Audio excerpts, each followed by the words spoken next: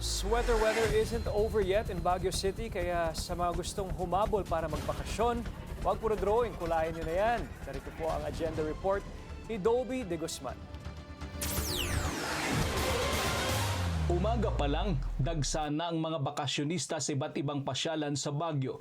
Sa Burnham Park, kanya-kanyang pwesto mga magkakaibigan at magkakamag-anak. Lahat balot na balot para malabanan ang ginaw. Isa sa kanila si Alpha na mula pa sa Isabela. Ate, ba't mukhang binaon mo na yung kumot mo? So hindi kayo na-exag, ang lamig pala ng Baguio. Hindi kinaya. Kaya, Kaya dala-dala kayo yung kumot ko. Maging ang mga residente ay naninibago rin. Ay, yung sobrang lamig. Grabe. Parang sasakit yung likod. Yun ang effect.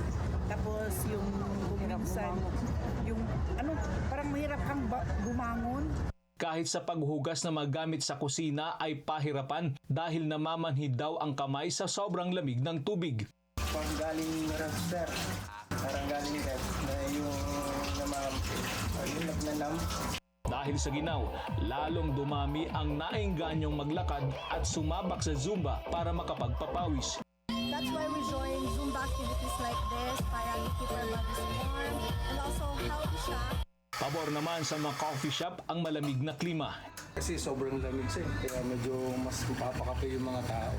Simula noong Nobyembre ay naranasan na ang lalong paglamig ng klima sa Baguio, kaya pinayuhan ng City Health Services Office sa mga residente na palakasin ang resistensya para makaiwas sa super flu. Nitong Biyernes, naitala ang 10.6 degrees Celsius sa Baguio City. Ito ang naitalang pinakamababang temperatura ngayong amihan season. Ayon sa Pag-asa, maaari pang makapagtala ng mas mababang temperatura sa Baguio sa mga darating na araw. Possible po na mag-single digit tayo. No? Actually, nagpalabas na po si Pag-asa ng forecast na maaaring ma-reach po natin yung between 7 to 9 degrees Celsius po.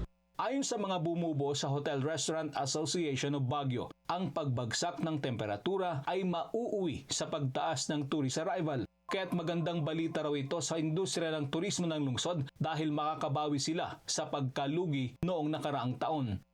The drop of visitors sa Baguio, I would say it was an average of 20%. Decline of domestic tourism. Kaya ang trust ngayon ng ating DOT is to encourage the Filipinos to patronize different regions.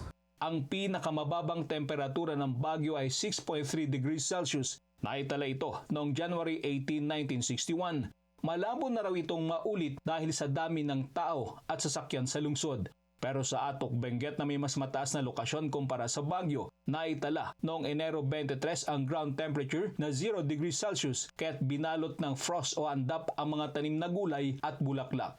Para sa agenda, Dobby de Guzman, Billionaire News Channel, Baguio City.